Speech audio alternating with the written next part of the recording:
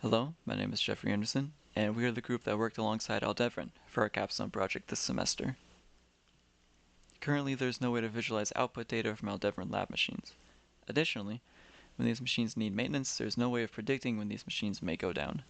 Some problems included are need to visualize JSON data from lab machines using Power BI, and need to predict when a machine is likely to need maintenance using historical data.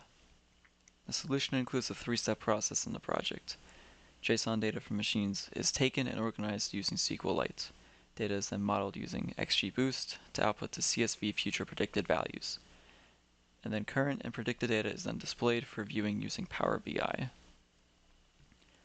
Some lessons that we learned were problem mitigation and contingency. Each phase we had to think about what problems could occur, how we could prevent them, and what backup plans we could use if they did occur. Another problem was teamwork, flow, and client communication. We had to learn how to properly work on a project using a collaboration tool. In our case, we used GitHub. We had all used GitHub individually before, but working as a group required a different workflow. We had to plan and prepare meetings carefully to get useful information from our client and better understand project requirements.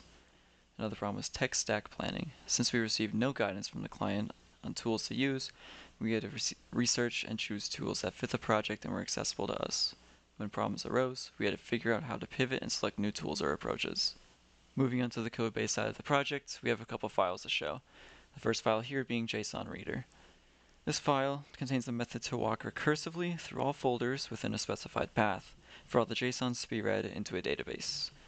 And then moving on to the ML file, this file contains the model that when you run it, given a specified machine, it will print the projections from the model onto a CSV file.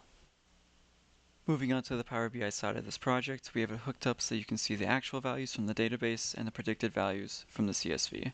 You can then see the value and value over time from a machine. So here you can also filter by machine type, so you can only see some machines, like here we can filter by fermentation, see only fermentators. Then you pick a machine you want to see and the value that you want to see from that machine, and it will show the actual values. Moving on to the Predicted Values tab, this is displaying the CSV that was generated from the model. We ran it on machine EQ7096 because we felt like it had the most data and especially the most consistent data. And so here the value that we have selected is temp, and so it is displaying the values predicted by the model for temp over the next 16 days.